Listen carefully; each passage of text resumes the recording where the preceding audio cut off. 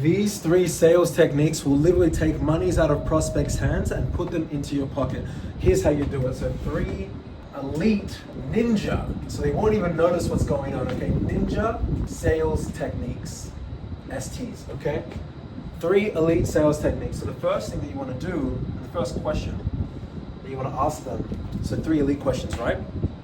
Is I completely, and I'm saying this in context, so listen to the frame and then hear the question. Would you agree that the person that does the exact same thing and expects a different result will not get a different result?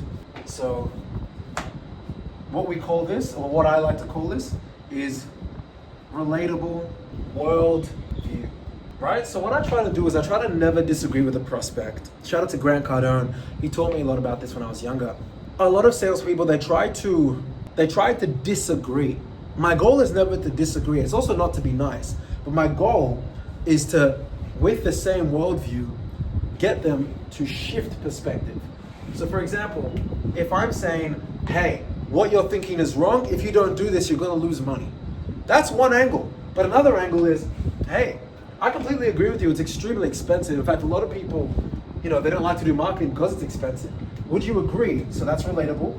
Then this is the worldview. Would you agree that, if you don't do marketing, nothing will change, and you might stay where you've been for the last 3 years because you haven't tried anything different? You've just done exactly what you've done and it's led you here. Do you think that if you didn't do marketing that you might keep getting the same result and not get the result that you actually want? So that's question number 1. You want to have, and it's the frame type of question, right? So it's relatable, part 1. Part 2 is worldview, okay? So be relatable, then shift worldviews. The second type of question is silence. And I mean this. A lot of the deals that I close, there will be a level of discomfort and silence that you have to be comfortable with. If you struggle being silent, you will struggle to close deals. As an example, let's just say someone is an inbound lead. And they're like, I love it, da, da, da. Show them the price. And they were saying yes throughout the whole thing. By the time you get to the price, if you're still trying to talk too much, you now come across like you're trying to sell them. But if you are silent, yeah, it's $2,000. They're gonna be like, stay silent, like a ninja. Do you know what's gonna happen? If they're really, really qualified in the ninja service, they'll say, okay, what's the next steps? And then you close them. That's it, close them. That's it. Boom. I don't know why I did an X. Close them. Close them. Close the deal. Right? So the silence is crucial. And that in and of itself is a ninja technique. And also just a way of being able to respond to communication, because if you talk too much, that means you have less power, generally speaking. Okay? Now, the third type of question, or the third thing you want to do, is you want to ask them, if I got you more, do you have the capacity to take on more? So if I get X is the desired result, can you handle it? And a lot of entrepreneurs, right? CEOs, the self-made guys, they deal with stress all the time. They have huge egos. They're not gonna wanna say, oh, I can't handle it if you make me make too much money. I will straight up ask someone, hey, listen, let's be honest. Like if I was to double your business in 6 months, like, could you actually handle it? Because I meet people that they're like, oh, Dami, like, let's sign up, let's run ads, let's do SEO. And then I give them all these appointments and they miss the calls. They don't show up. The prospects are like, sign me up. They can't even sign them up on the spot. They're not operationally ready for that level of growth. So I would rather pause the call now if you can't handle that level of growth. I would rather not give you what you want if you can't handle it. Do you know what happens? Now they're already thinking, this guy is so confident about getting me to where I need to get that it's now me as the customer trying to sell him that I should be his client. What do a lot of salespeople do? We're the best because of X, Y, and Z. We have 1 million Google reviews. All the clients love us. We're the cheapest in the market. Even me as a sales guy, if I'm getting someone like, hey, Dami, listen, I'm gonna help your agency get to 1 million a month in 3 months. But to be honest, like, are you ready for the sacrifice? Like, it will require a lot out of you. You know, I don't want you to pay us $5,000 if you're not gonna wake up on time and commit. See how it's like a different frame compared to, mate, you see, we're the best agency consultants in the game. We've been doing this for a decade. I've heard that 1 million times. Look at Iman Gatti, look at Patrick Bennett, whatever. Look at Alex Hormozi.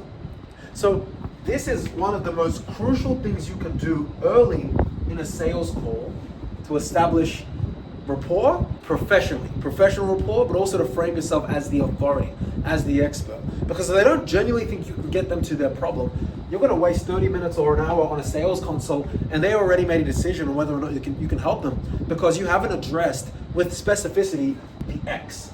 If the X is more customers, hey listen, if we get you more customers, do you have the staff to handle it? Okay, hey listen, if I get you more staff, maybe you're solving for a staff solution, if I get you more staff, you're going to be able to have the lead flow.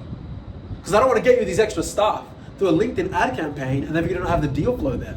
Get what I'm saying? So this is one of the most important things. And if I was to give you guys a sequence of how we close most of our deals, and this is again, if you want more direct one-on-one consulting, guys, then click the links in the description. There's a Make Community Consulting, and you can work with me or some of my sales guys, and we'll just show you exactly how we close multiple deals a week.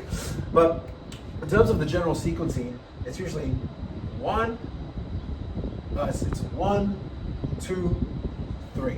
That's usually how the sales calls go. It's kind of like that S curve. It's like, so it starts with very early in the first 5-10 minutes of the call, I'm trying to figure out, if I get you to X, can you handle it? Okay, great. And then once we talk about the process, okay, great. Now let's be honest. Would we agree that what you've been doing hasn't been working because you've been stuck there for 2 years? Okay, great. By the way, business is hard. And then I tell them my own personal quick 10-second story. I remember when I was stuck at 15, 20K a month for like a year and a half. It was extremely painful until I changed something.